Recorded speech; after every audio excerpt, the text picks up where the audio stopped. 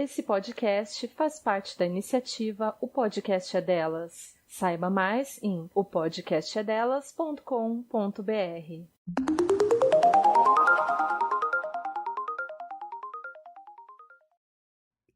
Racismo. Teoria ou crença que estabelece uma hierarquia entre raças, etnias. Doutrina que fundamenta o direito de uma raça, vista como pura e superior, de dominar outras. Preconceito exagerado contra pessoas pertencentes a uma raça, etnia, diferente, geralmente considerada inferior. Atitude hostil em relação a certas categorias de indivíduos. Você acabou de escutar a definição do termo racismo segundo o dicionário, também conhecido como tira-dúvidas ou tira-teimas.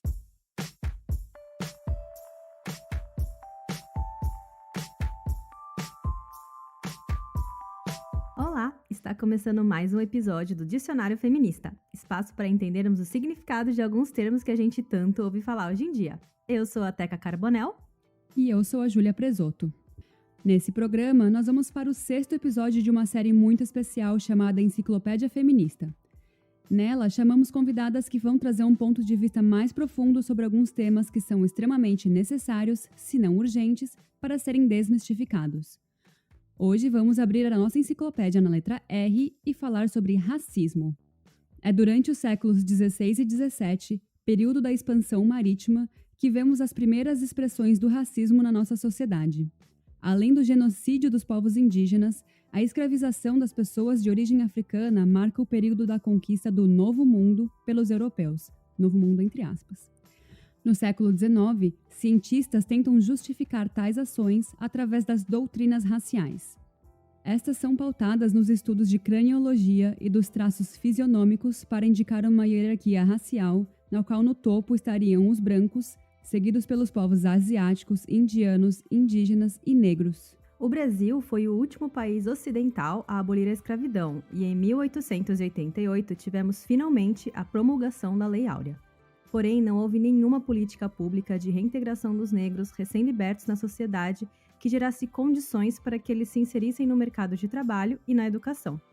Desde então, vemos evidências do racismo institucional e estrutural, que irá perdurar até os dias atuais. Um exemplo disso foi o Código Penal de 1890, que proibia a prática e difusão da capoeira, expressão cultural de origem africana. Apenas em 1902 que demos o nome de racismo para tal relação de superioridade e inferioridade racial. Ela foi usada pela primeira vez em artigo da revista francesa Revue Blanche.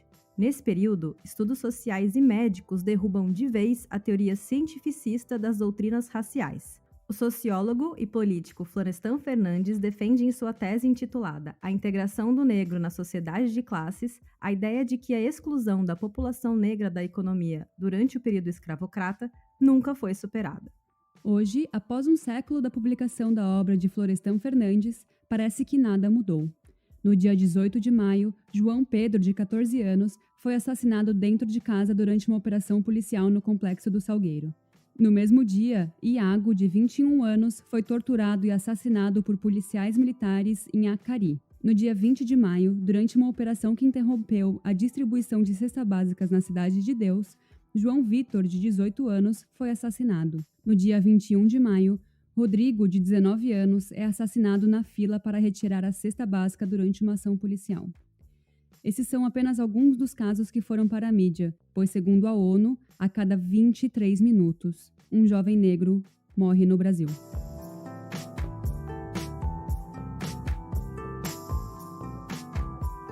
Hoje, uma pessoa que tem muito a nos contar sobre como é ser negra em uma sociedade racista topou participar desse episódio. Bárbara, fala um pouco pra gente sobre quem você é e como a gente pode começar a escrever esse capítulo da enciclopédia sobre racismo. Oi, gente, eu sou a Bárbara, eu sou coordenadora de relacionamento numa startup do mercado imobiliário, sou negra, sou mãe solo e me reconheci como uma mulher negra há 3 anos atrás. Bah, fala um pouco do que você faz dentro do seu trabalho, não só não em relação ao que você faz em relação à comunicação, mas em relação à diversidade. Além de ser coordenadora de relacionamento, eu fundei a célula de diversidade racial dentro da Loft. Então, eu sou responsável por todas as ações de diversidade, e não só negra, mas outras raças, mas focada na negra, obviamente. E, através dela, a gente conscientiza as pessoas que trabalham comigo na empresa e, dependendo da ação, a gente conscientiza o pessoal de fora também. Legal. Queria dar um histórico aqui para quem está ouvindo a gente de que a Bá é minha amiga desde meus 13 anos, a gente, desde então, vem crescendo muito juntas e evoluindo juntas. E é isso, vamos começar. Bá, não sei se você deixou eu falar, mas eu vou falar que hoje você me mandou uma mensagem no WhatsApp falando assim, vocês não vão me fazer de negropédia, né? Porque as pessoas agora, em todo esse movimento que está acontecendo, os brancos querem ser educados, né? E aí eles vão e pedem para as pessoas negras educarem eles, né? Só que é mais uma vez, né, o negro servindo ao branco e cutucando o cérebro do negro para saber se né, a gente vai aprender com os negros. Eu vi um tweet hoje falando sobre como isso é cansativo, assim, de os negros estarem sempre servindo, e até nesse momento, sabe, que tem tanta informação, é só jogar no Google e ainda assim, sabe, ainda te usam. Por que você falou isso pra mim? O que aconteceu nessa vida?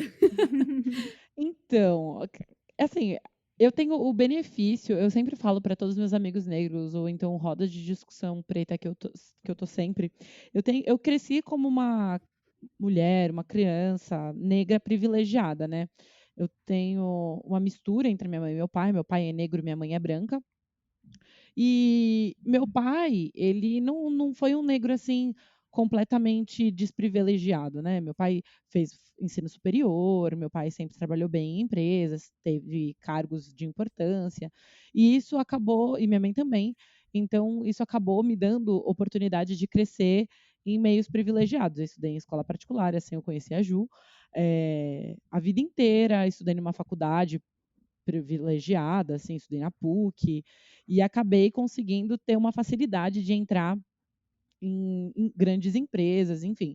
Então, eu tenho uma influência muito grande em meios brancos. E aí, esse é meu privilégio dentro da causa negra, para conseguir conscientizar essas pessoas e levar mais informações sobre o racismo, né? Só que o malefício que isso me traz é que, quando você é o único preto dentro de um ambiente completamente branco, as pessoas acabam te sugando de conhecimento. Então, eu sempre falo, eu sou só negra, não sou professora de história. Não adianta você me perguntar coisas específicas da escravidão ou de qualquer período histórico, sabe? Eu sei bastante coisa porque eu estudo e porque eu vou atrás, e é o que todo mundo deveria fazer. Por eu ter estudado numa escola de maioria branca, eu aprendi as mesmas coisas que a maioria dos brancos aprendeu. Eu aprendi a escravidão com uma breve menção sobre Zumbi dos Palmares, sobre Dandara, aprendi a escravidão com a princesa Isabel sendo, meu Deus, a salvadora da pátria, meu Deus, a princesa Isabel perfeita. Então, assim, a história que eu tive acesso foi a mesma que os brancos tiveram acesso. Se eu sei mais da perspectiva preta, foi porque eu estudei, porque eu quis. Então, é o que eu falo, eu não sou negroclopédia, não vou falar tudo sobre negro, entendeu? Vai também da vontade, da disponibilidade das pessoas quererem aprender. Uhum. E eu acho que no contexto atual que a gente está, por conta de várias coisas que aconteceram entre semana passada e a retrasada, as coisas que a gente citou aqui na introdução, entre outras, que a gente pode até entrar na discussão, explicar o que aconteceu para quem não estava no planeta Terra. Mas, assim, eu acho interessante perceber que essa busca pelo conhecimento, ela é muito urgente. E é bem que você falou. Eu não sei se eu posso chamar de Babi, Bárbara, eu não sei como eu te chamo. Pode chamar de Babi, Babi. Todo mundo me chama de Babi. Menos quem me Então conhece há muitos anos, tipo a Ju. Mas todo mundo me chama de Babi desde que eu me tornei Babi. Tá bom. Então, porque é bem o que você falou, dessa questão das pessoas terem que ir atrás do conhecimento, da informação. Não adianta eu pegar o amigo negro e fazer como negropédia, Negropédia. Nossa, é difícil falar. Negropédia. E aí, porque é isso, tipo, eu vejo o tanto de gente que não tá entendendo, ou então tá vindo com um discurso, como se fala? Quando você reagindo ao que tá acontecendo de uma forma, tipo, negativa, ou com os argumentos que você vê que não tem a ver. Aí você olha e fala assim, meu, essa pessoa tá precisando se informar pra ontem. E não é uma pessoa, tipo, tem muitas pessoas. É o que a gente vê que tá acontecendo nos Estados Unidos, que, tipo, tudo que aconteceu, você vê que é falta das pessoas entenderem o que tá acontecendo, sem contar a questão que a gente comentou, de ter uma cultura racista enraizada e que é o racismo estrutural, institucional, que a gente vê que está tão enraizado que as pessoas elas ignoram o fato de não conhecerem sobre o assunto e só andam como se fosse uma coisa que todo mundo faz e vai atrás. Mas assim, tem muitas coisas a serem quebradas e reflexões a serem feitas, né?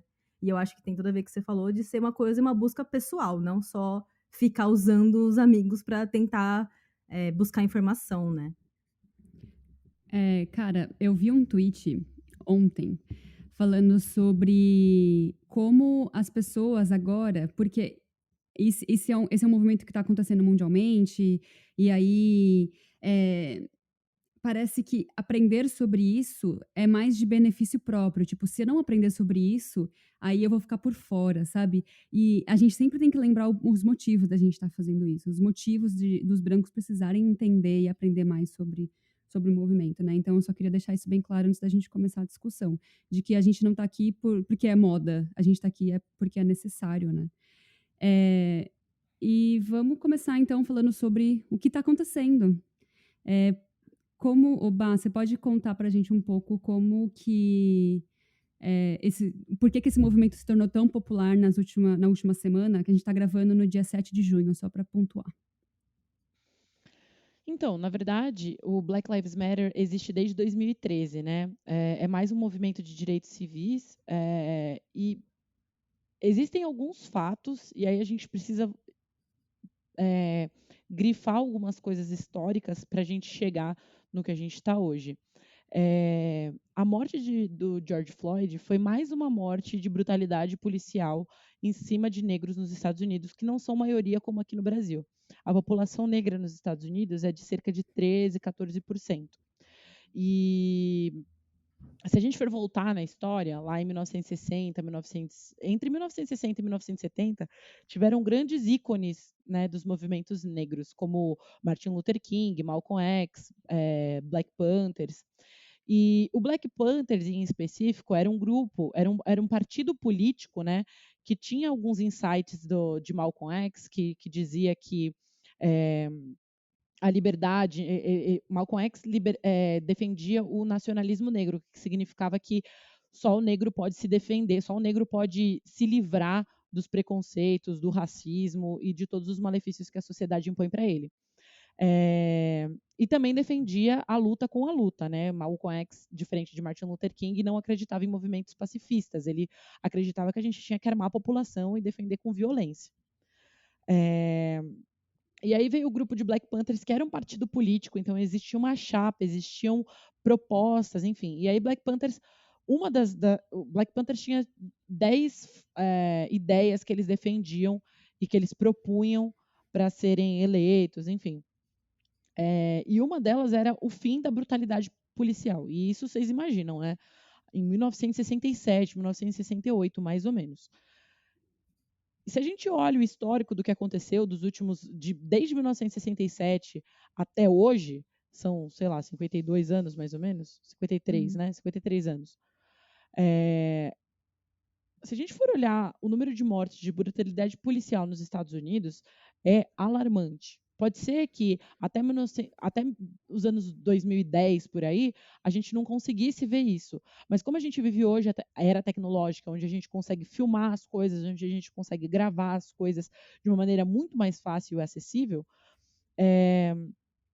aí a gente consegue ver o quanto o racismo tem sido escancarado para a sociedade. E isso gera uma revolta que não dá para segurar, sabe?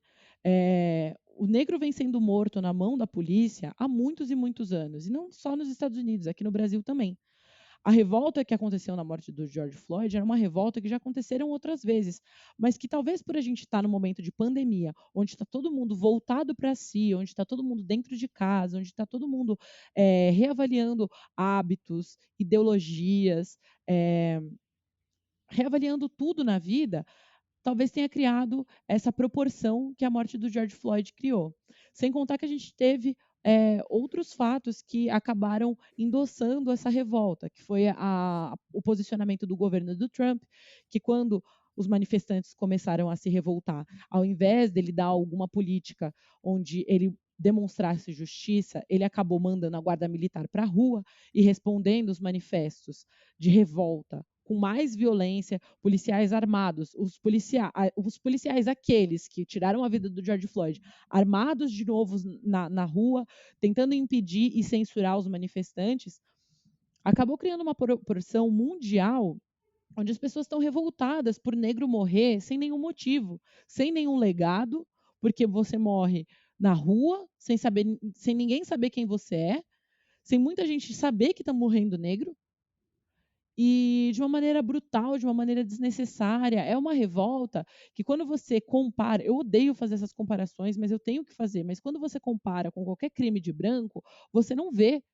Existem brancos, por exemplo, existe um menino, um cara que entrou numa igreja nos Estados Unidos, alvejou 9 negros e matou os 9 negros dentro de uma igreja e saiu da igreja com um colete à prova de balas, protegido pelos policiais e teve o direito a uma condenação justa, constitucional, sem morte, sabe? É revoltante. Então, eu acho que esses são os pontos principais de ter popularizado e ter tomado a proporção que tomou a morte do George Floyd. Eu acho também que eu acho muito legal que esse movimento esteja acontecendo. Eu acho muito legal que tenha tomado proporções mundiais. A gente aqui no Canadá tem uma população de 3% de negros e mesmo assim manifestações enormes acontecendo. No Brasil nem se fala, né, que a população brasileira é gigantesca, negra é gigantesca. Só que eu fico vendo como isso é uma informação que eu tirei do texto da Nathalie Neri. Como que a gente começa a se incomodar a partir do que acontece lá, a partir do que acontece nos Estados Unidos, e aí populariza. Mas no Brasil, tanto negro morre, a gente falou aqui um dado de que um negro morre a cada 23 minutos no Brasil. Um jovem negro, né? Uma pessoa de 19 anos, de 15 anos. E a gente deixa passar. E aí a gente, quando viu o movimento acontecendo nos Estados Unidos, falou, opa, agora é a hora da gente acordar, né? Porque, nossa, tem vários negros morrendo nos Estados Unidos. E eu fico incomodada. Você ficou incomodada também, Bá? Eu acho que tem pontos e pontos nessa história, assim. Eu fico incomodada com o fato das pessoas só acordarem agora, mas eu também acho, assim, uma vitória, uma conquista com que a gente consiga mexer com esse brio das pessoas de se importarem. Eu tenho feito algumas lives e seminários nesses últimos dias, muita gente tem me procurado, ainda bem, para falar sobre o meu posicionamento, e tem negros dentro dos movimentos negros, né, se incomodando veementemente assim sobre esse fato assim que parece um hipócrita de muita gente branca se importando agora. Mas eu acho que não importa para mim se você foi racista no passado e se esse fato específico começou a te conscientizar. As pessoas estão no mundo para evoluir, né?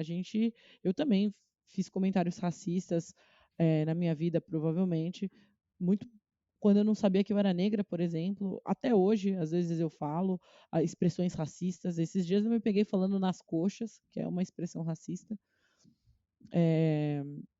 E a gente vive numa sociedade racista estrutural, institucional, então é muito comum que as pessoas sejam racistas. O que me incomoda mais são principalmente pessoas públicas usando esse momento como uma janela, sabe? Como palco para se aparecer. Aí me incomoda. Mas pessoas que não tiveram um passado racista, mas realmente, genuinamente, estão se conscientizando e percebendo que fizeram merda no passado e que estão agora prontos, dispostos a realmente apoiar essa luta racial, aí eu não vejo problema, não. Entendi. Eu acho legal mesmo seu pensamento. E eu acho que ele é mais válido ainda quando acabar essa onda e as pessoas continuarem falando e estudando sobre isso, né? Que é isso que eu falei no começo do podcast, que a gente não tá fazendo isso porque é moda, a gente tá fazendo porque é necessário. Então, se daqui a 2 meses e ninguém mais estiver falando sobre isso nas redes sociais, é importante que você, como indivíduo, continue se educando, né? É exatamente isso, assim, na verdade eu não me questiono muito sobre ser moda ou não ser moda, sabe? Eu acho que é uma oportunidade que as pessoas pretas têm para falar, para ganhar visibilidade, e essas pessoas pretas, inclusive eu, vou continuar falando sobre racismo. Eu tenho um papel dentro da comunidade, da população negra, de usar meu privilégio de influenciar pessoas brancas. Então, eu estou sempre criando conteúdo para branco, aprender sobre preto, aprender sobre racismo. E não é de hoje, né? A Ju me conhece, eu falo sobre racismo há muitos e muitos meses, anos atrás aí. Então, é importante que seja uma luta contínua. Se esse foi seu despertar, tudo bem, mas que seja contínuo. O que eu ia falar, na verdade, é porque você comentou desse caso de um homem branco que entrou numa igreja e assassinou 9 negros, né? Eu tô lembrando do clipe, aquele clipe This is America, sabe?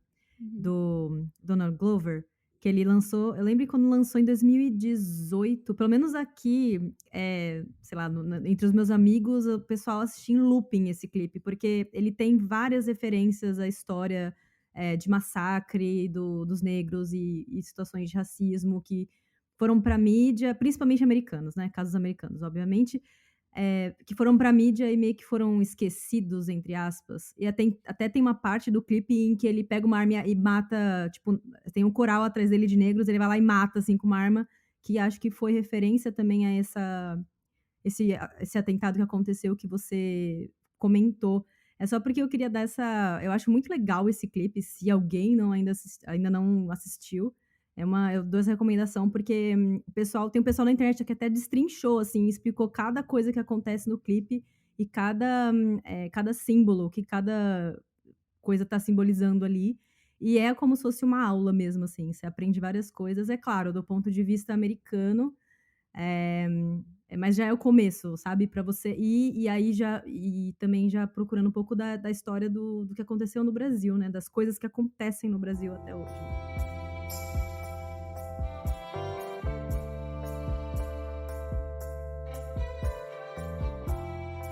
Oba, eu queria voltar um pouco no seu discurso, que você diz sobre... Eu me identifiquei, eu me reconheci como negra 3 anos atrás. Como assim? Você não sabia que você era negra quando você era mais nova? O que aconteceu para você começar a se identificar como negra? Vamos lá. Como eu falei para vocês, eu cresci num ambiente branco, onde eu tenho um pai negro e uma mãe branca. O meu pai é um negro que não tem consciência racial. Meu pai, ele sabe que ele é negro, mas ele não estuda, enfim, ele não sabe sobre a nossa história, nossos ancestrais, nosso legado, enfim. Meu pai é um negro sem consciência racial e minha mãe é branca. E aí eu cresci num ambiente completamente branco. Então, em momento algum, e eu não sou uma negra retinta, né? Eu sou uma negra light skin, sou uma negra clara, ou parda para as pessoas. O pardo, para quem não sabe, continua sendo negro. E eu cresci nesse ambiente branco e eu passei por várias situações de racismo na escola, onde eu não considerava racismo porque eu nunca tinha ouvido falar, por incrível que pareça. Para mim, o racismo só acontecia com pessoas retintas, né? Então, eu lembro de uma vez na 3ª série que uma menina se recusou a sentar do meu lado porque ela falou: eu não vou sentar do lado dessa pretinha. E para mim, aquilo não fazia sentido, porque na minha cabeça eu não era preta. E aí eu cresci até meus 12 anos ali, sendo a menina feia da escola, da minha sala, e o meu cabelo era motivo de chacota para todo mundo, é cabelo de bombril, não sei o quê, ai, fica perto da antena para a TV pegar, umas coisas assim, esses comentários que são extremamente racistas. O lábio sempre me zoaram, tipo, que eu tenho lábio grosso, aí ficava todo mundo tentando fazer igual com a língua, enfim, ou então é, colocando o lábio para frente para tentar fazer igual ao meu, enfim. Eu tive várias e várias situações de racismo na escola onde eu não identificava como racismo. Eu achava que eu era feia, só isso, sabe? Porque eu não estava dentro do padrão de beleza que é imposto tanto pela sociedade quanto nos microambientes, como numa escola, por exemplo. Então, tiveram momentos da minha infância e adolescência que eu odiava meu pai, por exemplo, porque eu odiava a herança que ele tinha me dado. Eu queria entender por que, que eu não tinha o cabelo igual ao da minha mãe, que é liso, escorrido, loiro, ou então porque eu não tinha a pele igual da minha mãe, que era mais clara, enfim. Então, essas coisas me deixavam sempre incomodadas. E esse foi o maior motivo de eu ter alisado meu cabelo. Eu alisei meu cabelo quando eu tinha 13 anos, mais ou menos. E eu passei por vários processos químicos até conseguir acabar com os cachos. Eu não queria uma onda no meu cabelo, eu queria ele reto. E aí, quando você alisa o cabelo, você descobre que o racismo não acaba, né? Não é o fato do seu cabelo ser crespo. O fato é que as pessoas não vão se adaptar com qualquer beleza que não seja de uma maneira natural branca. Então, as pessoas continuavam, tipo, se for pra chuva, seu cabelo vai encolher. O cabelo do preto tá sempre ou preso ou armado, é igual bandido. Essas coisas, sabe? São vários comentários que eu tive que viver a vida toda. E eu nunca entendi o porquê. E em 2017 eu fiz um intercâmbio, fui morar em Nova York. E aí acabei conhecendo uma amiga, a Ruth. Falei com ela hoje, o que eu sempre acabo citando ela, porque a Ruth foi a pessoa principal de eu me descobrir como negra. A Ruth é negra e sempre foi ativista. E quando eu conheci ela, ela acabou abrindo meus olhos, assim, de eu falar de tipo, cara, eu me sinto muito incomodada das coisas que as pessoas falam para mim, e tal, mas eu não sou negra, eu sou parda, tal. E aí ela foi me abrindo os olhos de que todo pardo é preto, que não existe essa divisão, que é comum que a gente sofra esse racismo, que não é porque eu tenho a pele mais clara que eu estou isenta de sofrer racismo.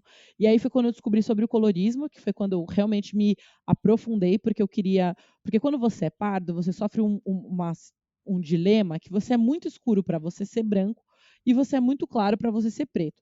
Então, dependendo de onde você está, quando você está no ambiente branco, por exemplo, você é cuspido desse ambiente branco porque você é escuro demais, né? Você é visto como diferente. Quando você está num ambiente preto, dependendo, talvez tenham pessoas que te enxerguem como branco ou como pardo, porque você tem a pele mais clara. E aí eu aprendi sobre o colorismo, que é essas tonalidades diferentes dentro da raça negra, e é um discurso criado por brancos, né? É muito importante, eu acho que essa é uma das coisas mais importantes do meu discurso, quando eu vou falar e conscientizar alguém, explicar sobre o colorismo. O colorismo é um método que o branco encontrou para enfraquecer os movimentos negros na época da escravidão. Então, os senhores, na época, os donos da Casa Grande, na época da escravidão, identificavam quilombos que estavam muito fortes, que tinham uma grande personalidade negra, enfim, identificavam esses quilombos que estavam muito fortes e embranqueciam esses quilombos através de estupro. Eles estupravam mulheres negras retintas para embranquecer, e esses filhos dessa miscigenação tinham benefícios como escravos. Então, não é que você não era escravo, mas, por exemplo, você não ia ser um escravo você não ia ser um tigre, por exemplo, que eram os homens negros retintos que pegavam o balde com fezes dos senhores de engenho, dos moradores da Casa Grande, e levavam da Casa Grande até um depósito na terra, porque na época não tinha saneamento básico, né? E aí, isso depois de tomarem várias chicotadas, então eles tinham machucados expostos, enfim, e eles acabam se infectando acabavam morrendo, tipo, com 15, 14 anos, porque eles acabavam pegando doenças através daquelas feridas expostas e as fezes que eles carregavam nas costas. Enquanto um escravo mais claro tinha funções como mucama, por exemplo, que era aquela empregada, entre aspas, né, que ficava dentro da casa, da casa grande, servindo, dormindo em pé, ao lado da cama, né, ela era a criada muda, enfim, esse tipo de funções menos agressivas, né? Então, o light skin, historicamente, dentro do racismo, ele sofria menos do que o retinto. E isso causa algumas revoltas dentro do... Não revoltas, né? Mas isso acaba criando algumas discussões dentro dos movimentos negros. E quando o branco endossa esse discurso, ele está contribuindo para o racismo, ele está contribuindo para o enfraquecimento dos movimentos negros. E aí eu acabei conhecendo o colorismo e acabei me reconhecendo como negra, ainda que com a pele mais clara. Oba, uma coisa que eu gosto muito da sua história de reconhecimento como pessoa negra é quando você engravidou. Eu gosto muito de como você quis se reforçar como pessoa negra para que a sua filha tivesse alguém, né, como uma referência. Você pode contar um pouco mais sobre isso? Sim, como eu falei para vocês, quando eu tinha 13 anos, eu alisei meu cabelo e minha mãe era minha referência de beleza, porque eu não tinha mulheres pretas em minha volta, né? Então, não tinha mulheres para eu ter uma referência, né? E aí, minha única referência era minha mãe, e eu fazia de tudo para parecer ao máximo com ela. Inclusive, quando eu tomei uma certa consciência de sol, principalmente, eu não tomava sol no rosto, de jeito nenhum, porque eu não queria ficar com o rosto preto. Porque eu tenho muita facilidade de me bronzear, né? Então, quando eu ia para a praia, por exemplo, jamais tomava sol no rosto. E eu sempre estava tentando me aproximar dos padrões de beleza brancos. E quando eu engravidei da minha filha, da Ágata, e eu soube que era uma menina, eu soube muito cedo, né? Eu soube com, sei lá, 8 semanas, por aí. Uma das coisas que eu me preocupei muito é com que ela tivesse uma referência de beleza, uma referência, sabe, que parecesse com ela. Porque é muito comum a gente, como mulher, se referenciar de beleza, porque a gente vive isso, né? A sociedade impõe pra gente vários estereótipos e quando você não tem alguém lá para ter uma representatividade, você precisa buscar isso em algum lugar. E aí, quando eu engravidei minha filha, uma das coisas principais assim foi que eu ia voltar a ter meu cabelo cacheado, então eu passei pela transição, porque eu sabia que a Agatha ia ter o cabelo cacheado, porque o pai dela também tem o cabelo crespo, né? Eu também tenho o cabelo crespo, então eu sabia que o cabelo dela ia ser muito semelhante ao meu. E que se eu tivesse cabelo liso, ela ia passar pelas mesmas coisas que eu passei na escola. Ela ia também olhar para mim e falar: "Ah, mãe, quero alisar o cabelo, porque o seu cabelo é liso, porque eu te acho bonita, eu te admiro". E esse eu espero que ela me ache bonita e me admire. Mas esse é o parâmetro de beleza para mim. Então, essa foi uma das minhas maiores preocupações. Então, passei pela transição durante minha gravidez. Foi uma das minhas melhores escolhas. Hoje eu me acho linda, me acho empoderada com o meu cabelo. Tenho maior apego por ele. Odeio que alguém toque. Então, aqui uma dica para pessoas no geral. Não toquem no cabelo de gente preta, porque vocês acham que é diferente, exótico, tá? Porque a gente demora horas para finalizar e secar e ficar bonitinho para alguém ir lá com a mão oleosa e acabar com o meu cabelo.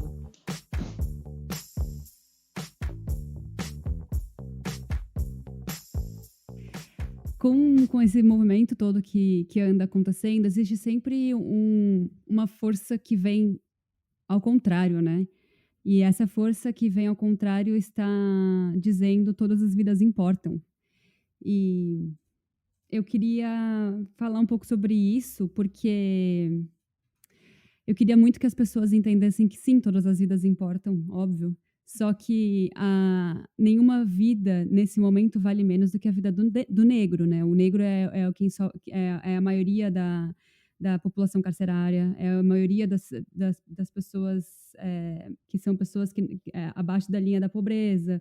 Então, assim, não é que a vida do branco ela é isenta de sofrimento. Todas as pessoas têm seus sofrimentos próprios e individuais, e todo mundo passa por coisas difíceis na vida. Só que o ponto desse movimento é que as coisas ruins que acontecem na minha vida, por exemplo, como pessoa branca, é que não são relacionadas com a maneira, com a cor da minha pele. Então, as pessoas eu não passo dificuldades por conta disso, né? E eu lembrei agora de uma história que eu vi hoje num documentário que eu assisti do 13ª Emenda, que tinha um menino. Ele estava andando numa vizinhança e só para pontuar que esse documentário ele é muito pesado, então vá preparado, assim, porque ele mostra cenas históricas de escravos sendo chicoteados, enforcados. Ele é bem mostra a violência de uma forma bem realista, então vá preparado. Mas essa história é de um cara branco que viu esse menino de 15 anos andando na rua e ligou para a polícia e falou assim: eu tô vendo um menino aqui na rua e ele me parece que ele é violento. Aí ele para por um segundo e fala: ele é negro. Ele não fez nada, ele só estava andando. E esse cara foi, perseguiu ele e atirou nesse menino. E o cara, eu acho que é na Flórida esse caso, cada estado dos Estados Unidos tem uma lei, né? O cara, ele não foi preso porque na Flórida existe essa lei de que quando você acha que você está em risco, você pode fazer o que for para proteger a sua vida. E aí, dentro da corte, eles provaram que ele achou que a vida dele estava em risco, então foi por isso que ele atirou nesse menino. Então, assim, se você, como pessoa branca, nunca passou por uma situação, nunca passou pelo medo de ser morto por conta da sua cor da pele, é esse o ponto. Não é que a sua vida não importa. Não é que a vida do negro importa mais ou menos. É que a vida do negro está sempre em risco e a sua não, né? Outra coisa que eu queria te perguntar, Bá, era sobre isso, sobre o medo, né, que as pessoas negras sentem o tempo todo, pelo que eu sei, né, pelo que eu ouço de discursos, e como que isso afeta as pessoas psicologicamente na rotina delas, sabe? Cara, é uma situação que, por incrível que pareça, acabou virando rotina. Virou tão... O racismo, ele tá tão intrínseco a ser negro que a gente ensina para os filhos desde criança, né? Quantas séries aí que vocês já não viram cenas onde os pais ensinam para os filhos como se comportar quando existe uma abordagem policial, independente de você ser inocente ou não, você tem que ser o máximo submisso possível, né? Então você tem que mostrar as mãos, não se mexer, ditar todos os seus atos, enfim, porque a gente está muito acostumado com a brutalidade policial. São coisas que doem, que trazem uma ansiedade. Eu fico pensando no dia que eu vou ter que falar para a Agatha que ela não vai ser um padrão de beleza, por exemplo, porque a gente está muito longe disso e que talvez ela se sinta feia por uma grande parte da vida, mas eu tenho um momento da minha vida que eu vou ter que fazer minha filha, acima de tudo, se sentir bonita e se sentir atraente por ela, só pelo fato dela ser negra, sabe? Eu vou ter que fazer minha filha entender que só pelo fato dela ser negra, ela precisa andar sempre mais arrumada do que as amigas dela, por exemplo, porque senão ela vai ser vista como a pobrinha, a coitada, a que talvez possa roubar alguma amiga dela, enfim. E isso eu falo por coisas que eu vivi dentro da escola mesmo. Dentro da escola já me acusaram de roubar uma escova de dente. Tipo, não tinha nem histórico, nada, não Nossa. tinha, sabe? Não fazia nem sentido. E meus pais, infelizmente, por não terem essa consciência racial, em nenhum momento identificaram como racismo, sabe? Ou então, teve uma vez que eu peguei um livro na biblioteca e deixei de devolver na data, devolvi um dia depois e falaram que eu ia roubar o livro, que não sei o que, enfim. Umas coisas assim que a gente tem que ensinar para o filho que é capaz de acontecer, né? Você tem que deixar seu filho emocionalmente preparado. E aí a gente cresce nessa sociedade racista, onde existe uma parcela de negros que está consciente, que estão sendo criados por negros conscientes, e a próxima geração vai vir mais consciente, porque a nossa geração está preocupada em aprender, está preocupada. Isso dentro do movimento negro, tá? No geral, eu não sei o quanto as pessoas estão dispostas a aprender. Eu acho que não tanto, mas vou continuar esperançosa. Então, as próximas gerações provavelmente vão vir mais conscientes, né? Mas a gente cresce com a dúvida do seu pai ser morto, só pelo fato dele ser negro. A gente cresce com a dúvida de ser acusado de roubo só pelo tom da sua pele, só pela forma que você usa seu cabelo. A gente está sempre tentando se encaixar em padrões brancos exatamente para a gente tentar minimizar as dores que a gente sofre só pela cor da sua pele, sabe? Eu vejo muito negro sendo julgado por tentar se encaixar num padrão branco, por exemplo, o Michael Jackson, sabe? Tipo, para mim é o maior case de pessoa negra que foi tão, tão, tão pressionada pela mídia branca que assim, se mudou completamente para ser aceito, para tentar minimizar a dor que ele sentia. Ele já não tinha um pai que apoiava, ele já vivia na sociedade racista, mas assim, que teve uma pressão tão forte da mídia e da sociedade que acabou cedendo a toda essa pressão e se transformando numa outra pessoa branca, sabe? Então, eu acho que acaba sendo uma vivência que dói, mas que está tão rotineira, sabe? Tá tão batida, banal, assim, que a gente acaba se acostumando. Por mais difícil que seja dizer isso, a gente está acostumado a viver as coisas que a gente vive. Eu lembro de um TED Talk da Thaís Araújo, dela falando sobre como ela cria os filhos dela, né? E ela diz como dói para ela saber que o filho dela nunca vai poder sair do futebol suado usando uma bermuda e sem camiseta e sair de boa na rua, sabe? E andando para casa, sabe?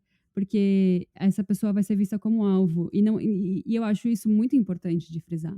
Porque ela é a Thaís Araújo. O pai dessa criança é o Lázaro Ramos, entendeu? Assim, é claro que essa criança tem educação, é claro que essa criança tem acesso à informação, é claro que essa criança tem dinheiro, é claro que essa criança não vai precisar roubar ninguém, mas mesmo assim, só pelo tom da pele dela, ela vai ser considerada um alvo, né? Exatamente, assim, não existe aqui uma referência social, uma referência de histórico, não importa de quem você seja filho, sabe? Se você estiver usando um certo estereótipo de roupa, se você estiver usando uma certa. Enfim, também não importa, né? Não importa. Só pelo tom da sua pele você vai ser alvo. E é claro que tem coisas que corroboram para isso, né? Então, dependendo se você estiver de chinelo, de bermuda, correndo por aí, você vai tomar um tiro do nada, de bala perdida, que só acerta corpo preto, por incrível que pareça. Mas uma criança branca que corre por aí, talvez não seja alvejada. Isso tá me lembrando, você me falou que não gostou dessa série, mas eu achei engraçada, a Black Calf. Não sei se fala assim, mas acho que é assim, né? Que é uma série que fala sobre uma família negra rica. É o cara que é criador de Blackish. Eu não assisti Blackish, mas é uma série que fez bastante sucesso, ganhou vários prêmios, então eles são bem ricos. E mostra como eles se importam com como eles se arrumam, né? Com a presença física deles. E eles, no Black Calf, eles sempre mostram o porquê, né? Eles sempre voltam na história e sempre, quando eles voltam na história, o motivo disso acontecer é por causa da escravidão. Então, todos os episódios começam assim. Por incrível que pareça, isso também está acontecendo por causa da escravidão. E isso de você se aparentar sempre bem, além de ser uma forma de você, do negro se proteger, é também um histórico de o negro era usado, os escravos negros, eles eram usados como tipo um prêmio, assim, né, para os brancos. Eles levavam os negros para a igreja e os negros as famílias brancas que eram donas dos negros, que eram mais bem vestidos, eram mais bem vistas. Então tem todo um histórico de você ser visto dessa forma mais objetificada, porque você pertencia a essa família negra, essa família branca, né? Essa série. Eu não sei por que você não gostou. Me conta por que você não gostou? Na verdade, eu não gostei porque eu não gostei da dinâmica da série. Não é porque eu achei a série, o conteúdo ruim, tá? É só porque eu não gostei da dinâmica da série. Não é o tipo de série que me atrai. Eu achei Mas muito engraçada. mas as referências são boas, então acho que faz sentido a gente pegar as estruturas que acontecem hoje e voltar historicamente.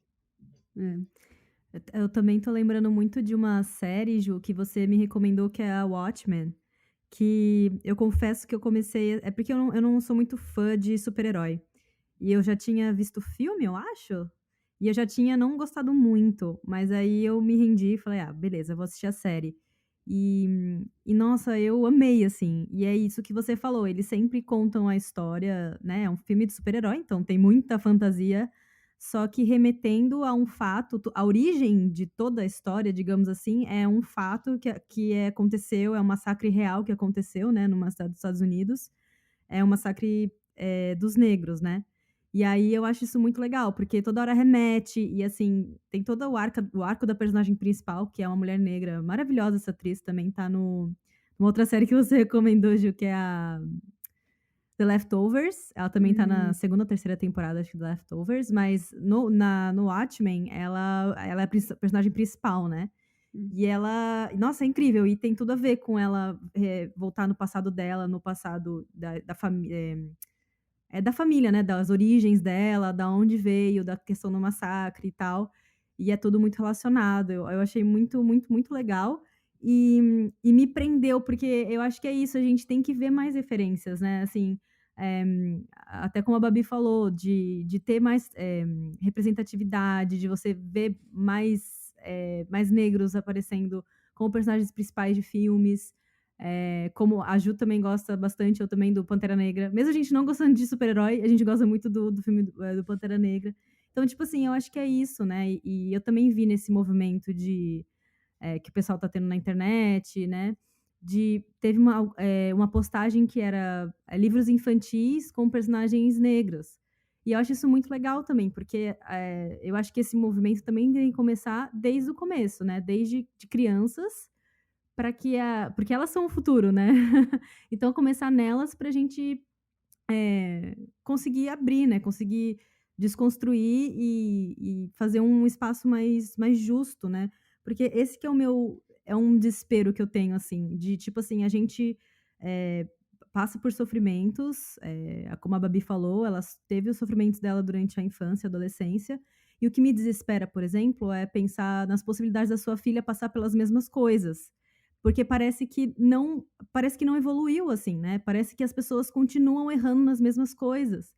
E mesmo você falando, isso aqui eu sofri, não é legal, não é pra fazer. Aí as pessoas vão lá e fazem de novo.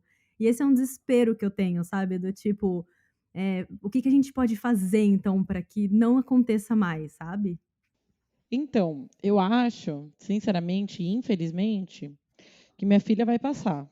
Não tenho o que fazer. Eu preciso partir do fato mais difícil. Ela vai passar porque num país onde 57 milhões de pessoas elegem o presidente que está no poder do Brasil hoje, é óbvio que minha filha vai passar por racismo daqui a alguns anos. Porque essas pessoas vão continuar vivas, essas pessoas vão continuar proliferando burrice. E aqui eu estou tentando ser o mais sucinta possível, tá? Mas onde a gente tem um líder do país que é extremamente racista, que é extremamente preconceituoso, que assim, não se importa em nada com nenhuma minoria, é óbvio que o racismo vai continuar nos próximos anos. Não tem como minha filha fugir, porque minha filha vai ser adolescente daqui 15 anos. sabe? Daqui 12 anos, minha filha já é uma adolescente. Ela vai fazer 2 agora em agosto.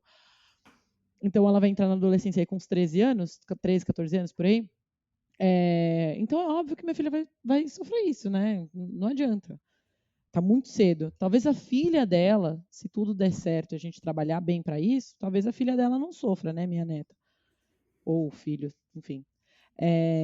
Eu acho que quem quer realmente ajudar a luta racial e realmente quer apoiar os movimentos negros contra o racismo, de uma maneira primordial, precisa ensinar seus filhos desde pequenos a não serem racistas. Precisam punir os filhos de uma maneira firme quando ele comete algum racismo. E não, filho, não faz mais isso, deixa o amiguinho triste. Não é que eu deixo o amiguinho triste, você está matando o seu amiguinho, meu amigo. Sabe? De uma maneira fácil para a criança entender, né? Mas assim, é exatamente o que você está fazendo. As pessoas precisam ensinar seus filhos a ter consciência racial desde pequenas, e não é que é cedo demais para isso. A minha filha, por exemplo, eu sou hétero, né? Mas eu tenho 1 milhão de amigos gays que estão na comunidade LGBTQI+, e outras letras que eu nunca me lembro, mas eu me preocupo demais em dar uma criação para minha filha que não seja focada em gênero. Então, tipo, às vezes ela quer passar o batom que eu uso no meu pai. E a minha mãe, às vezes, eu pego ela falando umas coisas tipo, não, batom é de menina, não é para passar no vovô, o vovô não quer. E aí eu fico, tipo, me preocupando, não, filho, o vovô só não quer que você passe nele agora. Mas pode passar em menino, em menina, em quem você quiser. E ela tem, tipo, 1 ano e meio, sabe? Mas eu me preocupo com que ela cresça uma criança que não veja diferença entre ser hétero, ser gay, ser trans, ser lésbica, enfim. Que ela não fique se apegando nessas coisas de gênero, entendeu? Eu me preocupo com outras minorias, então todo mundo deve, se a pessoa realmente se importa com racismo, se importe em ensinar para o seu filho que o amigo preto dele não tem diferença para ele, entendeu?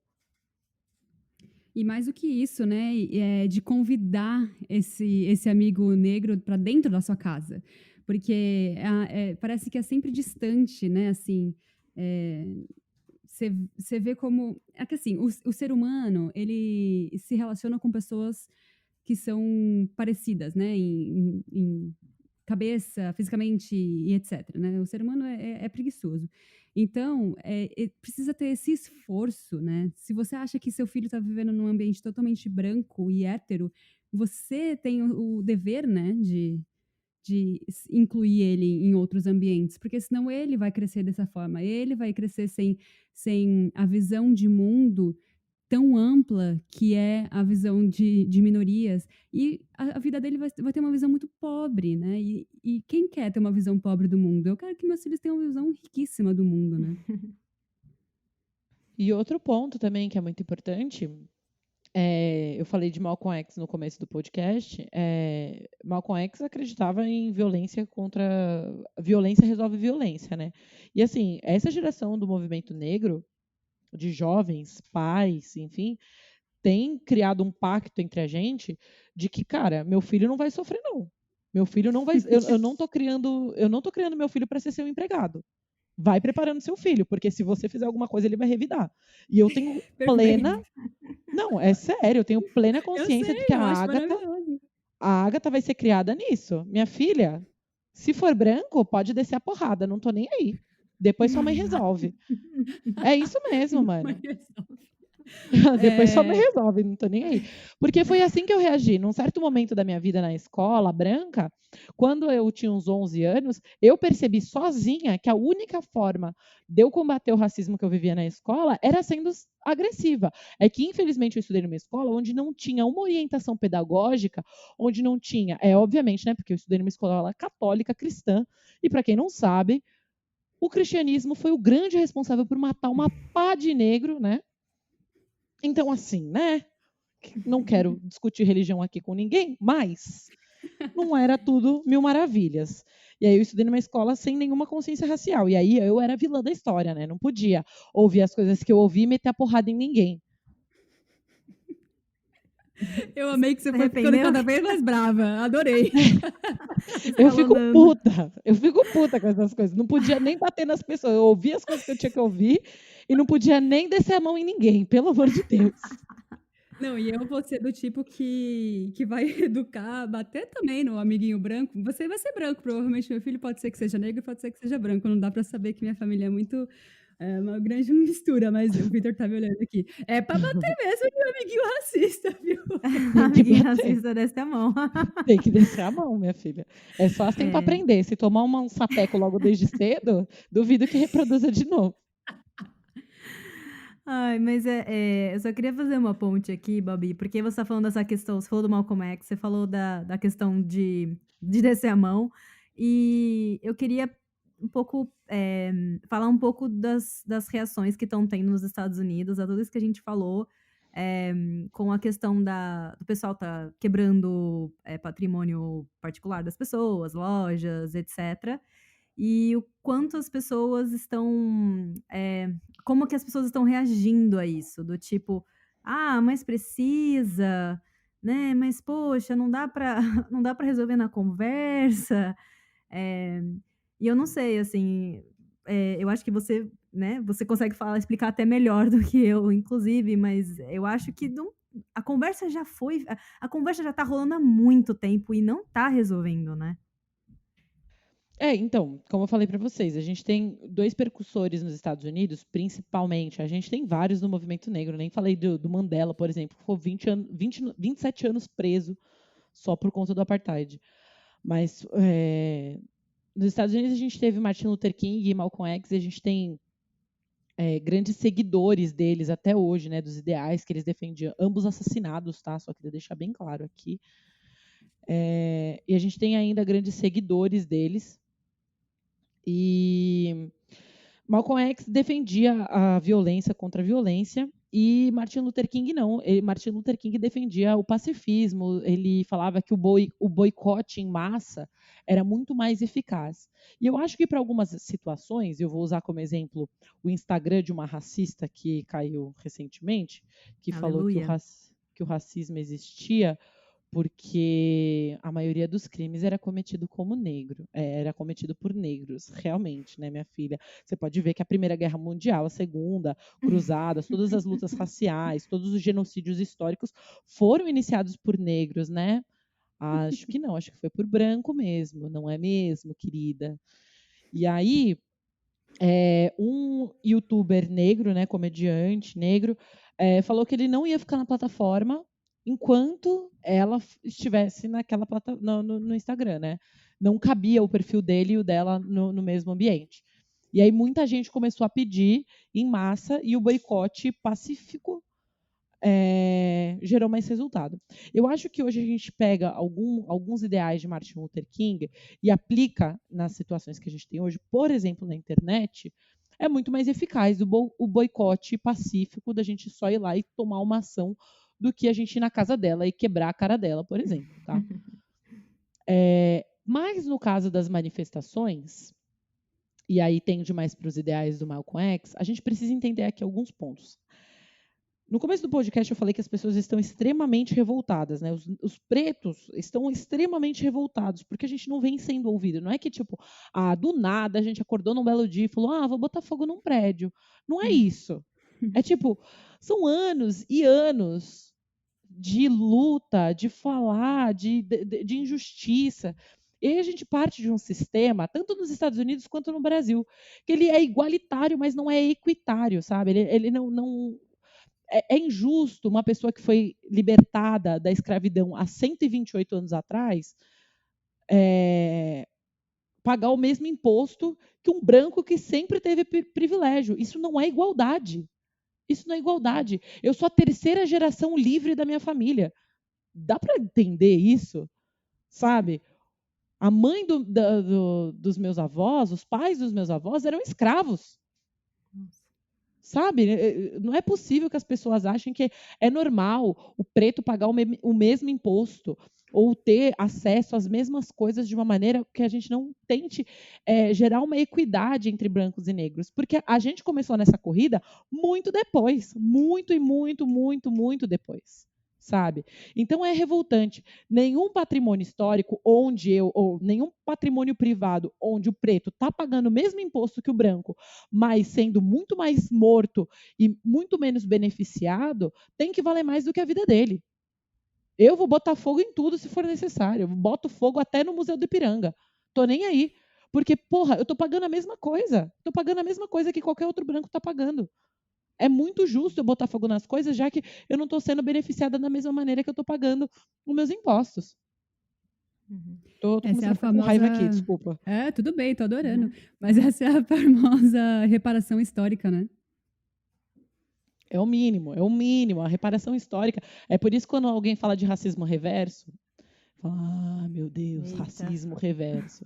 Isso daí para mim é gatilho de violência, tá? Eu, por exemplo, já tenho vontade de dar um tapa na cara da pessoa. Tô nem aí. Mas racismo reverso, eu sempre falo, gente, o nome disso não é racismo reverso, é reparação histórica. E se um momento um branco se sentiu ofendido porque eu falei que ele é palmito, assim, o que vai mudar na sua vida? Você vai perder o emprego? Nossa, tá Exato. ofendidinho. Você tá ofendidinho? Porra, vamos falar de ofensa então aqui nesse momento, sabe? Racismo reverso, primeiro que racismo tem que partir de uma supremacia racial. Então, enquanto o preto não tiver, enquanto o Wakanda não dominar o mundo, a gente pode continuar falando sobre palmitagem, sabe? A gente não, enquanto o negro não for maior do que a raça negra não for maior do que branco, e não é isso que a luta racial está pregando, a gente não pode falar de racismo reverso. Não tem como a gente conversar aqui sobre eu ter um preconceito com o branco. Não existe isso, gente, porque eu não estou tirando a sua vaga na universidade, eu não estou deixando que você arrume seu emprego, eu não estou construindo um sistema onde só eu estou sendo beneficiada. Para a gente falar de racismo reverso, a gente precisa voltar 500 anos na história e eu te escravizar, eu roubar suas terras, eu estuprar as suas mulheres, eu chicotear os seus homens, eu criar um sistema onde só a minha raça é beneficiada. Aí sim a gente volta para a atualidade e aí a gente pode falar de racismo reverso. Mas enquanto isso, não existe. O que existe é uma reparação histórica onde o negro se sente extremamente incomodado com o branco que tenta roubar qualquer momento de representatividade negra. Se em algum momento da sua vida branca você se sentiu ofuscado pelo negro, graças a Deus. Graças a Deus a gente tem um negro aí que está sendo destaque, que está num espaço de notoriedade, que está tendo um momento de reparação histórica, que está contribuindo para a gente chegar num ambiente equalitário. Tá? Mas racismo reverso não existe. E todo mundo que contribui com esse racismo, por exemplo, ai, nossa, eu vou dar uma situação bem simples e básica aqui. Ai, a Bárbara não concorda com relações interraciais. Não concordo mesmo. É uma opinião polêmica. Tem negros que concordam, que acham que cada um beija a boca que quer. Mas eu, Bárbara Vieira Lima, não concordo e nunca me relacionei, nunca namorei com um cara branco e nem vou. Porque eu acho que a minha função como negra e para contribuir com a reparação histórica é de proliferar a minha raça, manter a minha raça, conscientizar a minha raça. Não existe motivo para me relacionar com um cara branco porque ele, não vai entender o que eu passo, não vai contribuir psicologicamente para o que eu passo e correr o risco de ter um filho branco é embranquecer a minha raça. Então não tem motivo de eu me relacionar com alguém branco. E aí as pessoas acham que eu sou racista porque eu não gosto de branco. Gente, não é racismo. É exatamente o que eu falei agora. Eu só quero contribuir para que minha raça continue crescendo e não seja extinta daqui a alguns anos, porque todo mundo quer se intrometer na minha história.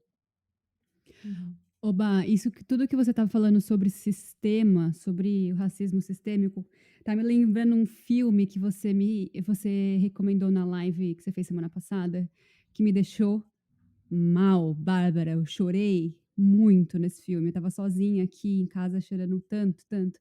O ódio que você semeia. E eu não sabia que era uma história real. Eu assisti e chorei muito, achando que era uma história fictícia, e depois eu fiquei sabendo que era uma história real. Mas isso que você estava falando sobre esse sistema me lembrou de uma fala que é o pai daquela família que fala, né? Que ele explica o porquê do racismo ser sistêmico, que ele quis quebrar o ciclo da família dele, né? Da comunidade dele, que é o seguinte, quando a gente olha de fora, como pessoas brancas cheias de privilégios, a gente tende a julgar, achando que é fácil, né? Porque é só você trabalhar, meritocracia, né? Eu não acredito nisso, claramente, né? Mas, enfim, só deixando claro. A meritocracia é só você trabalhar e estudar que você vai ser um sucesso. Ué, tão óbvio, né?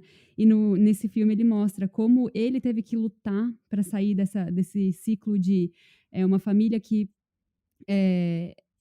ela já vem com a ausência paterna, porque o sistema carcerário nos Estados Unidos, principalmente, ele é formado por homens negros, então existe a ausência paterna, então existe a mãe que precisa se esforçar sozinha para criar 3, 4 filhos, ou um filho, não importa a quantidade de filhos, é sempre difícil. Essa pessoa sempre vê as portas sendo fechadas para ela. Se esse pai volta para a sociedade, ele tenta achar emprego, ele não consegue, porque ele tem isso no histórico dele, de que ele foi para a cadeia. Então, ele acaba encontrando uma maneira mais fácil, entre aspas, né, de conseguir dinheiro, que é se relacionar com drogas, vender drogas. E é assim o jeito que ele acha de colocar comida na mesa da família dele. E como é que você vai julgar isso, né? Como é que você vai julgar uma pessoa cometendo um crime que é tráfico de drogas? Como é que você vai julgar uma pessoa que faz isso, sendo que ela não teve base nenhuma para que ela conseguisse um emprego, para que ela conseguisse continuar estudando, né? Porque tem outro fator que a gente não falou aqui, que é... Gente, esse podcast está muito longo, mas a gente precisa, né? Que tem outro fator aqui, que é a estimativa, né? A expectativa de vida do homem negro, que é super baixa. Então, às vezes, você não é nem porque o seu pai foi preso, é porque ele foi morto com 15, 16 anos, ou 18 anos, ou 19 anos. Então, ele mostra o que ele teve que fazer para quebrar esse ciclo. E aí, ele preza tanto para que os filhos dele não entrem nesse ciclo também. E não é fácil, não é porque ele quebrou o ciclo que os filhos dele também vão quebrar. Enfim, esse filme, nossa, me deixou mal. Gente, esse filme é tudo para mim. Tudo para mim. Eu indico para todo mundo, porque ele é realmente assim um filme que todo mundo precisa assistir, e ele mostra exatamente o que está acontecendo hoje no mundo. A revolta, a injustiça, enfim, ele mostra exatamente o que acontece quando uma pessoa é morta, quando um homem negro, quando uma pessoa negra é morta pela brutalidade policial. E aí, quando a gente olha para o sistema, e aí a gente traz dados, por exemplo, que a maioria dos homens, que a maioria da população carcerária são homens negros nos Estados Unidos e no Brasil também, a gente pega o peso dos crimes, né, porque que é importante. A gente vive, tanto aqui quanto nos Estados Unidos, a gente vive uma democracia, a gente vive uma constituição, né? Só que a Constituição só funciona para algumas pessoas. Por quê? Por que homens pretos estão sendo presos? Por que a maioria da população preta... por que a maioria da população carcerária é preta? Porque preto não tem direito à justiça. Essa é a questão. Essa mulher racista que eu falei há pouco tempo atrás, aí, que a gente fez com que o Instagram dela caísse, ela falou assim, o racismo vai continuar existindo enquanto a maioria dos crimes forem cometidos por negros. Isso é mentira. Isso é uma grande mentira. Não é que a maioria dos crimes estão sendo cometidos por negros. É que o negro é sempre julgado e condenado. Enquanto o branco responde em liberdade e paga 2 mil, R$1.000 de fiança. E ele tem esse dinheiro para pagar porque o sistema colabora para ele ter esse dinheiro. Tá? E quando ele tem que pagar uma fiança muito alta, ele ainda assim tem esse dinheiro. Isso quando ele é preso, tá? Porque, por exemplo, crimes de tráfico. Preto está sendo preso por estar portando meia grama de maconha, enquanto branco está carregando 2 quilos e não é preso. E ainda posta no Instagram, né? Exatamente. Se a gente for olhar dentro dessa bolha rica, da camada social alta de São Paulo, o que eles mais vivem é droga. sabe? E traficam entre eles. E aí, quando você vê uma notícia de algum branco que trafica, estudante de direito é pego com 5 quilos de maconha. Não é estudante de direito, é traficante, tão traficante quanto preto. Sabe? É uma mídia branca, uma sociedade suprema branca, é um sistema que colabora com o branco. É claro que o preto vai estar sempre prejudicado. É óbvio. Porque não tem nenhuma política que colabore com o preto, entendeu? É claro que a gente vai ter pais, mães pretas na cadeia e seus filhos sendo criados pelo sistema, pela escola, sabe? Porque não tem outra opção. E aí você vai julgar, nossa, mas esses daí, as pessoas popularizaram o vítima da sociedade, né? Nossa, é vítima da sociedade. E não deveria tido tomado o significado que acabou tomando essa expressão de vítima da sociedade. Porque é vítima de uma sociedade suprema branca. É isso que as crianças de 10 anos que se tornam um aviãozinho na favela são. Porque elas tiveram os pais presos, porque o sistema não ajudou em merda nenhuma, porque o sistema não, em momento algum, deu qualquer auxílio, porque o sistema em nenhum momento criou alguma política que pudesse equalizar a escravidão com o momento pós-escravidão, sabe? Das situações que a gente vive hoje em dia. E é isso. Tudo que a gente vive hoje, todos os dados que tem contra negros, por exemplo, são resultados de uma história desigual, injusta.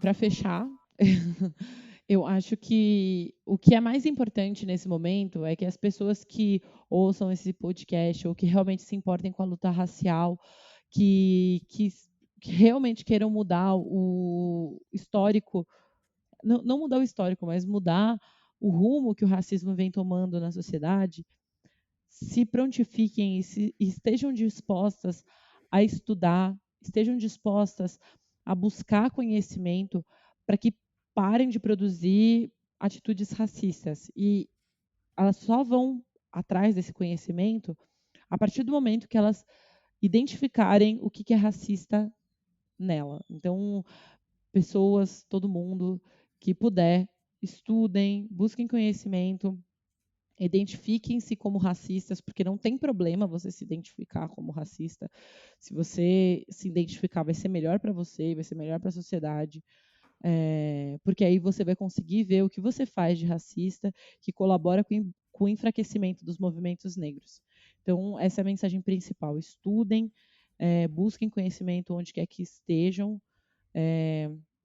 Se alguém quiser me seguir no Instagram, eu faço conteúdo sobre racismo, é @babisvl. E é isso.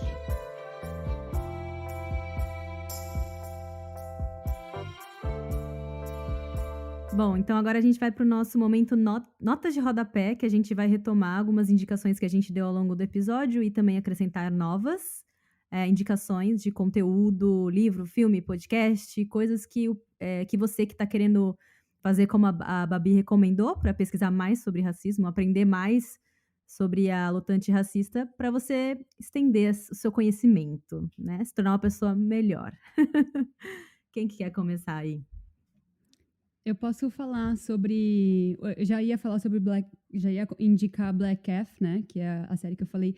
Porque eu queria falar sobre ela, porque, assim, todos os documentários e filmes que eu vejo sobre a luta contra o racismo, eles são pesados, né? Eles são difíceis.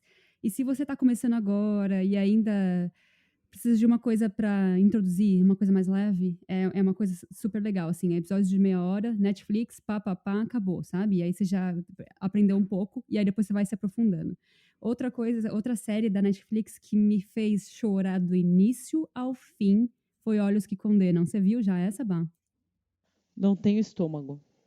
Nossa, é assim... muito pesada, porque ela... É porque eu conheço a história verdadeira e eu já tinha assistido alguns documentários sobre a história verdadeira, eu não tenho estômago para assistir essa série.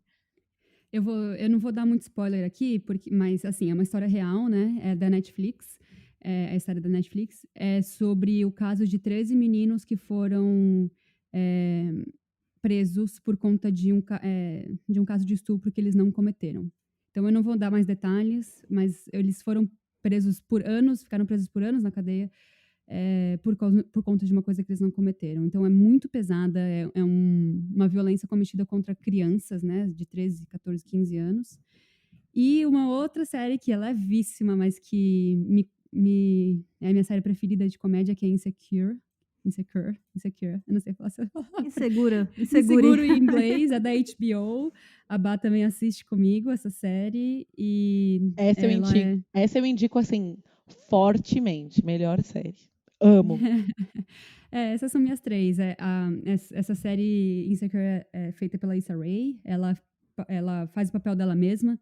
Então, é uma série que pode não ser real, mas ela reflete muito da realidade da vida da Issa, né? E você, Baoteca, quem quer falar agora? Então, eu vou trazer de novo aqui o Watchmen, que é uma série muito legal, inclusive para quem não é tão fã de super-herói, eu recomendo, porque é muito além da história de um super-herói.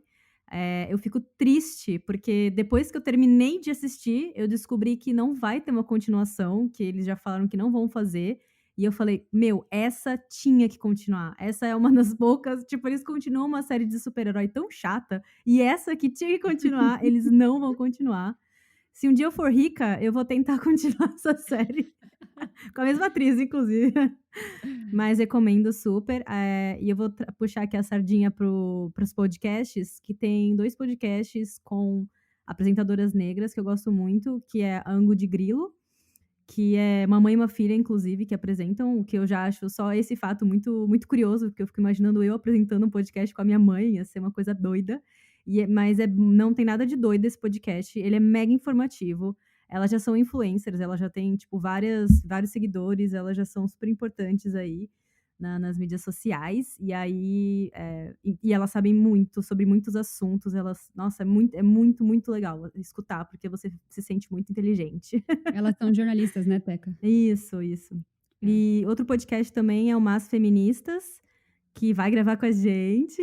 E também elas têm um conteúdo muito, muito informativo. Elas sempre trazem convidados. E eu admiro muito isso, porque eu admiro muito isso nelas, porque eu e a Ju, a gente sabe como que é difícil a gente ter convidados todo episódio. E elas têm mais de um convidado cada episódio. Então e elas estão falando sobre coisas muito inovadoras ultimamente. Elas falaram sobre EAD, sobre a educação durante a quarentena, trouxeram professoras de escola pública para falar como que está sendo essa experiência do ensino. É que não é ensino à distância, elas explicam que tem uma diferença, né? Seria um ensino remoto. Então, é muito informativo, muito legal, recomendo. Basta, tem alguma coisa, alguma recomendação? Ou tá bom assim? Nossa, eu tenho várias, mas eu vou tentar ser sucinta. Manda ver. Eu indico alguns filmes. O áudio que você semeia eu acho muito importante para quem quer entender o que está rolando agora. Mas eu indico Django Livre, 12 anos de escravidão, Homens de Honra, Luta por Justiça. Puta, tem muito filme muito bom aí para todo mundo assistir. Hotel Ruanda é muito bom, assistam. Livros, eu indico os da Djamila Ribeiro. Eu acho que ela consegue ter uma didática e explicar muito bem nos livros dela as coisas mais básicas para se tornar antirracista. Então, acho que quem está se importando aí com a luta, acho que vale a pena. Alguns influencers, Spartacus, Gabi de Pretas, Hello Bielo, alguns influencers aí que eu acho importante do pessoal seguir. E série, eu indico muito Cara Gente Branca. Cara Gente Branca, assim, é uma série que quem quer entender o básico de racismo, Cara Gente Branca traz várias discussões sobre o racismo, relações interraciais, relações entre pretos, hierarquia, enfim. Cara Gente Branca é muito, muito, muito bom. This Is Us também tem uma parte de racismo que eu acho bem interessante, a forma com que eles abordam, sobre criação de uma mãe branca com um filho preto e como é um filho preto ser criado numa família branca. Eu acho bem legal também, quem quer ter essa ótica. Acho que é isso. Nossa, arrasou. Amei muito. Dá pra ficar o ano inteiro estudando. Sim. Acho que já temos material suficiente para esse capítulo da enciclopédia. Mas esse conteúdo tem muito potencial para ser levado adiante nas salas de aula, rodas de conversa e almoço de família. Então já compartilhe esse podcast para a gente fazer com que todos saibam que não existe racismo reverso. E se você tem sugestão de algum outro termo que merece um capítulo só dele, pode mandar pra gente lá no Insta, @dicionariofeministapod, no e-mail dicionariofeministapodcast@gmail.com ou nos comentários no canal Dicionário Feminista se você estiver escutando pelo YouTube. A gente vai ficar mega feliz de ouvir por lá as suas sugestões, críticas e histórias. Nós também queremos agradecer imensamente a Bárbara por ter dedicado um pouquinho do tempo dela para conversar com a gente. Um pouquinho não, foi um pocão. E também dizer que estamos juntas fazendo a nossa parte na luta antirracista. Bah, fica aqui o espaço para você deixar as suas redes sociais para quem quiser saber mais sobre você. Gente, queria muito agradecer o convite. Se qualquer outra pessoa estiver me ouvindo nesse momento e quiser me convidar para qualquer fórum desse tipo, para mim é um prazer. O meu local de fala dentro do movimento negro é influenciar mais pessoas brancas e me aproveitar desse meu privilégio. Então, me coloco à disposição total aqui, sou super paciente, às vezes me dá um pouquinho de raiva, mas eu tento me conter. E foi um prazerzão participar desse podcast de vocês, acho incrível o trabalho que vocês vêm fazendo. Contem comigo aí para qualquer outro tema que vocês quiserem discutir, eu tenho a propriedade para falar. E quem quiser me seguir e aproveitar dos meus conteúdos é @babisvl em todas as minhas redes, em Twitter, Facebook, Instagram, é tudo a mesma coisa. BABISVL. Arrasou. Lembrando que a biblioteca está fechada, eu e a Ju estamos cada uma em suas respectivas casas morrendo de saudades dos nossos encontros semanais, mas conscientes de que esse sacrifício é para um bem maior. Como a gente só trabalha com fatos, todas as fontes citadas nesse programa estão na descrição. Para quem quiser estudar mais sobre o assunto, é só dar uma passadinha lá. Muito obrigada por ouvir a gente. Tchau! Tchau! Você ouviu um programa participante da rede Podcast é Delas, uma iniciativa que fornece toda a infraestrutura necessária para mulheres hospedarem e publicarem os seus podcasts. Para fazer parte, entre em contato conosco através do site opodcastadelas.com.br ou através das nossas redes sociais, como @opodcastadelas.